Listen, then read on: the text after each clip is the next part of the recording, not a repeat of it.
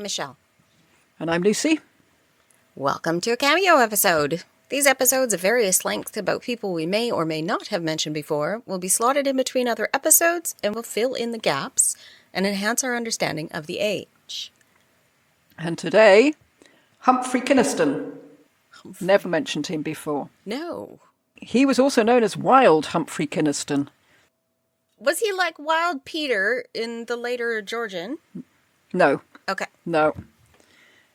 I don't know. The name Humphrey doesn't go with wild, doesn't it? Wild Humphrey. It just doesn't work. Yeah. He was a highwayman. Now, as soon as I hear the word highwayman, I think 18th century. Yeah. Adamant. You know, the long coat, the tricorn hat, the stand and deliver. So I was surprised to find that Kynaston was in our time period. I don't know why I was surprised about it. We know that travel was dangerous at any time. Yes. So maybe a brigand is a better name than highwayman, but he's always described as a highwayman. Highwayman. Interesting. And they didn't have guns. They would have been doing it with arrows.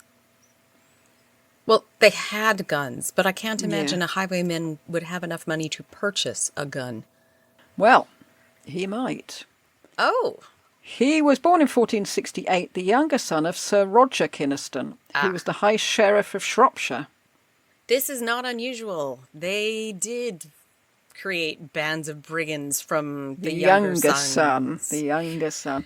And he was Roger Kynaston ap Griffith of Knockin, which is a great name.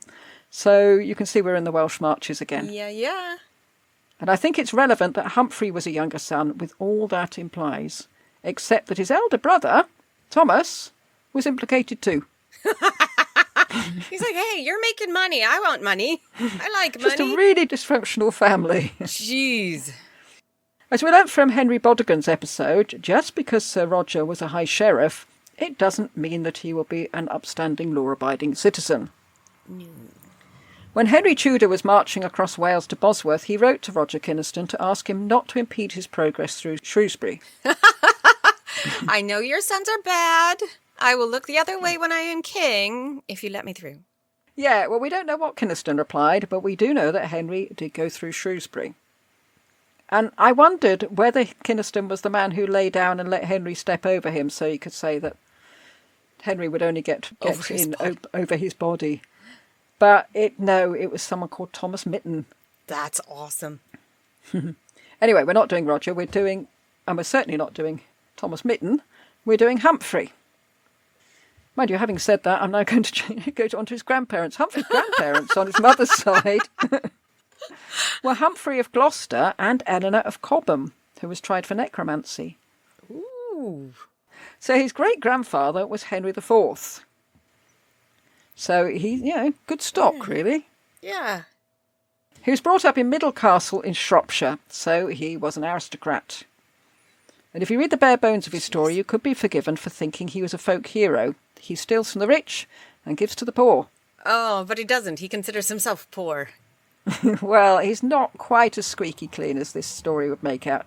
And I got the impression, and anyone who comes from Shropshire could let me know about this, that he's still considered a folk hero in that area. Does he change his name to Poor so he can give it to himself? Not quite that subtle, I don't think.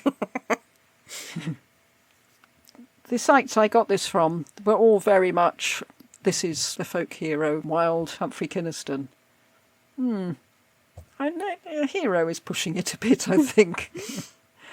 He was married 3 times, first to Mariona Firch Williams ap Griffith ap Robin, and then to Isabella Firch Meredith ap Howell ap Morris, and then to Margaret Firch William. And Firch means daughter of. It's the equivalent of the female equivalent of ap. Harder to say. Yes, it is. Altogether, he had 10 children. So that's got that part of his life over and done with, and what in one paragraph. 10 children. On the 20th of December 1490, Humphrey was found guilty of murder and was outlawed by Henry VII. So he moved from Middlecastle to a cave in Nescliffe Rock. And this is a small sandstone cave consisting of 2 chambers, about 4 metres square. And it's about 6 metres above the ground, and there used to be some steps cut into the rocks, which have eroded now. And it's now called Kynaston Cave. And if you look in it, which you can't because there are a couple of metal grills across the front these days, you would see carved into the wall 1564 HK. How come they close it off? Don't close it off. I don't know. Rude. But it's odd. He died in 1534. But he did have a grandson called Humphreydus, which is presumably the Latin version of Humphrey. So it's presumably Humphreydus that's graffitied all over the inside of this cave. Kynaston lived in one chamber and his horse, Beelzebub, lived in the other. Wow. Name my horse the devil. I ride the devil. Making a statement there, isn't he? Yes. Now I'm thinking of a goth teenager. Yeah. All black. Yes. Well, if you're going to be like that about it, I'll go into the cave with my horse Beelzebub. The cave had a door on the front, which was said to have come from Shrewsbury Jail. And Beelzebub was so called because Kynaston sold his soul to the devil to get it. Mm. And it was reportedly shod backwards to fool the law. Maybe it was, but we've heard that story several times. Yeah.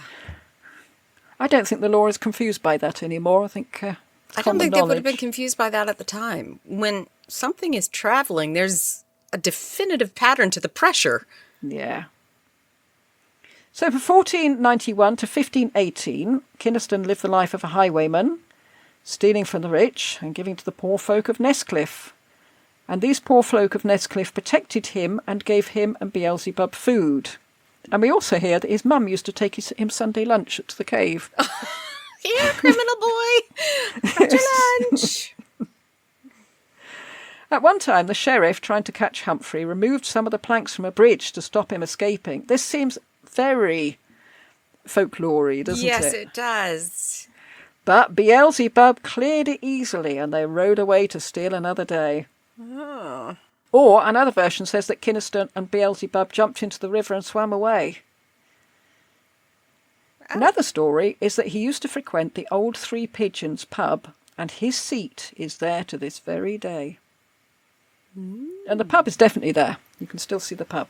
And I hope the seat's a bit more convincing than the Formica table in our local pub, which was meant to be the one where Alfred burnt the cakes. Formica. No, I swear, we just covered it so that it would stay together. The murder case was seen at the Star Chamber, which Henry VII had created to try people who were too powerful to be tried in their own locality.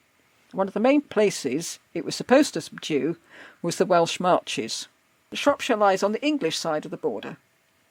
The act was bigger than just Humphrey and covered several Kynastons, which just goes to show what the family was like. The whole family was involved. It speaks of, quote, the greater abomination as well as murders, robberies and other great offences committed and done by Thomas, Humphrey, Oliver and Richard Kynaston, contrary to their true allegiance and fealty, they have disobeyed, to the great contempt of his highness. Therefore be it enacted by the king our sovereign lord, by the advice of the lords spiritual and temporal and the commons, in this present parliament assembled, Humphrey and company be brought before the king's highness in the court of chancery. Full stop. If they do not appear, they shall lawfully be outlawed of felony and forfeit life, goods and land. December the 23rd, 1487. Okay, I have a question. Mm-hmm. What is a greater abomination to murder? I suppose you're disobeying the king. Treason. I really need to see the hierarchy of villainy, I think. Yes. Yes, I wouldn't have thought you could get much worse than murder. I looked up who Oliver and Richard were. He doesn't have any brothers with any of those names, apart from Thomas, his older brother. He has a Lancelot, but he doesn't have an Oliver or Richard, so I presume they were cousins. Okay. It sounds as if Lancelot was a good boy and didn't get involved. More specifically, we hear about the murder of Thomas Kiffin, and this murder is the subject of 3 documents relating to the Star Chamber. It is stated in a royal proclamation from the king to the bailiffs of Oswestry, that's Was that in Shropshire or just over the Welsh border? I'm not sure. Quote, Thomas and Humphrey Kynaston, sons of Sir Roger, to appear before the king and his council to answer to the heinous murders by them on Sir Thomas Kiffin, priest, unquote. The document ends with an order from Thomas Wolsey stating that the parties shall appear before the king and his council at the Palace of Westminster within 15 days of Easter next, under penalty of £100 each. So it's nice to see Wolsey sneaking in. Mm-hmm. This proclamation was made under the Privy Seal of Kenilworth Castle, and I cross-referenced this with what Henry was up to and why the proclamation came from Kenilworth. This was the time when Henry was on progress up north, when Francis Lovell was jumping out of wardrobes and the Stafford brothers were organising their rebellion, which consisted of 3 men and a dog, one of the men being his son-in-law. So that was why Henry was in the Midlands. It seems obvious that Humphrey, at least, didn't turn up to the hearing. I don't know about the others, but hence the move from the castle to the cave. Although it seems that everybody knew he was there. So yeah. It seems that the Kynaston brothers raided Kiffin's barn just after harvest. As priest, it was up to him to store the grain for the village, and he was responsible for passing on details of the harvest to Lord Arundel. This is Thomas Fitz-Alan, and he was married to Margaret Woodville, sister of Elizabeth. So what a tangled web. Yes. Presumably, Humphrey gave all that £200 worth of plate and clothes and things to the poor. I'm assuming, since that's the sort of thing he apparently did. Did he, though? Did he? Don't know. If you're going to give things to the poor, don't murder the people you're taking it from. I mean, that takes away any brownie points you get for giving it to the poor. Yeah. Kiffin's nephew, Edward, later petitioned the court explaining that he wanted the Kynaston brothers, quote, to appear before the Lord and make answer so he can come and go safely, for his life is in danger every day from Humphrey, unquote. Edward also says he was tender of age when the incident happened. And I presume that Edward was there when it happened, so presumably he's saying, how come this man gets to live in a cave where he can come out and attack me? Yeah. And I go in fear for my life. Can't you do something about him? Yeah. Even worse, Humphrey had been ordered to pay 200 marks to the parson's kinfolk, and he gathered much more than that from his friends. So he was crowdfunding his fine, and he kept it. He didn't even pay it to the parson's family. And this wasn't Humphrey's only crime. In 1493, he was also accused that he, quote, gathered a great number of rebels and outlaws, and by subtle means at night time caused 42 to be privily conveyed into the castle and forcibly eject David, unquote. And this was known as the Battle of Oswestry. It actually got a name. It's got a name, yes. It's not just the riot of Oswestry, it's the battle. The Lord Chamberlain, William Stanley, had installed the man, Robert ap David, to protect Oswestry Castle. And we can see that Humphrey was doing what we saw happen to the Pastons. Yeah. Get a load of thugs, barge into the castle, evict the incumbent, and this was after he'd been outlawed. So, that obviously made a lot of difference. And it's really risky, though, because now he's directly acting against the king. But if you're outlawed, anyone can kill you, can't they? They were outside the law. Can they still at this point? I don't know. I think they can. It'd say they gave life, property, and money. Okay. I think so. We have a wonderfully detailed yet hopelessly confusing description of this, including a petition by a Margaret, who said that the outlaws had killed her husband. The testament then claims that the man hadn't been married to Margaret at all, but to her sister Maud, and that both women were also sisters of Thomas and Humphrey Kynaston. So I couldn't really work out what was going wrong. What? Except that Margaret seemed to be trying to get money in compensation for a man she wasn't married to, but who was attacked by her own brothers. It sounded like a scam to me. Yes, it really does. It might be that there was a political move rather than just sluggishness. When Humphrey and Thomas, quote, came towards Oswestry to the town's end with outlaws and evil-disposed persons to the number of 1,500, 100 were in white harness with weapons to murder and slay many of your subjects as they had done before, unquote. Now, the Duke of York had had white livery, and this suggests that these were Yorkist rebels. Oh. Sir Roger Kynaston had been an official of the Duke of York. So was this a last-ditch attempt by Yorkists to oust Henry and the Lancastrians? Ah, okay, that would make more sense. You can see why Kiffin's nephew, Edward, said he was in fear for his life, Yeah. is Humphrey is marauding around the countryside with 1,500 people. Yeah. Maybe, if it were political, it might explain the folk hero side of the story. I wasn't reading an awful lot of stealing for the rich and giving to the poor in his story. No.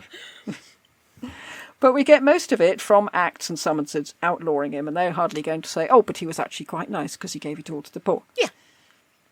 It may be that if we lived in the area, we might see that what sounds like marauding trips were really ousting the baddies. And it may be that this character, Roger Abdaffyd, was hated, and it was an act of charity to oust him from Oswestry Castle. Again, petitions to have him outlawed were hardly going to mention that perhaps he was doing the neighbourhood a favour.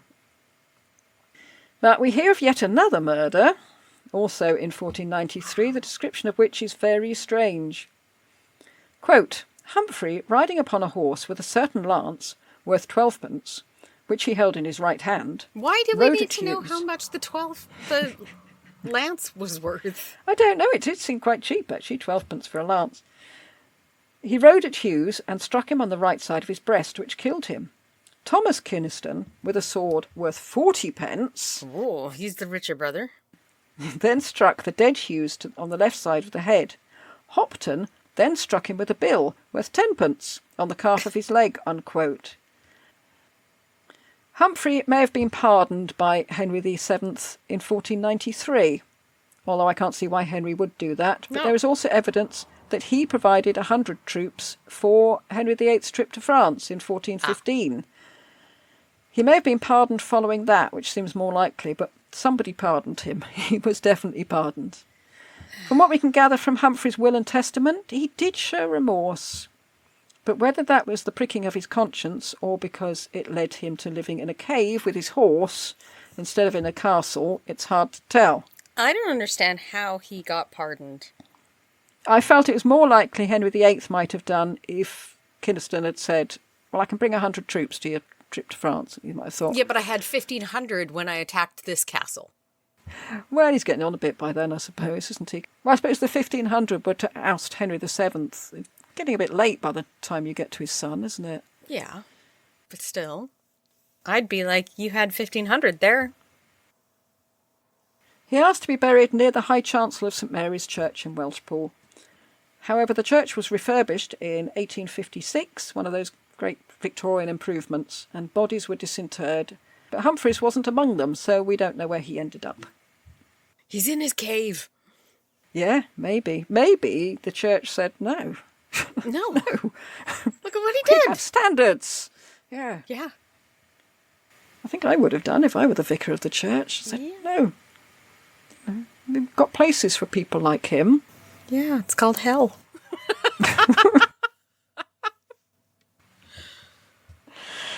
There was very much a feeling of folklore. This is our hero, our local hero. Yeah. And yet, when you look into the He's not really a hero. legal documents, you think, I don't know. No. I would call him a hero. No. Unless it was the political aspect. Yorkists thinking, yes, he's our hero. We don't want this Henry. It's Henry, what's he? Henry Tudor? But that sounds Welsh. It does, and they are on the Welsh marches, but they're on the English side. Are you more rabidly anti-Welsh if you're very close to Wales than if you're further away and don't know any Welsh people? I don't know. I don't know. Maybe. Confusing. Mm-hmm. But things often are when you get them from the court records. Yeah. To start, they don't know how to use a full stop, which is not great. They know how to use a comma. And we, for some reason, we seem to like putting in or taking villains and turning them into heroes. I don't know why. But I suppose, yes, the man who lived in a cave with his horse Beelzebub, it's quite a romantic story in a way, isn't it? Yeah, that part is. But it's when you delve deeper. But in my mind, he was still wearing the tricorn hat and the long coat. And he probably even had the thing across his eyes like adamant. A smear of makeup. Dirt. Well, thank you for listening to this episode. Yes. Goodbye. Goodbye.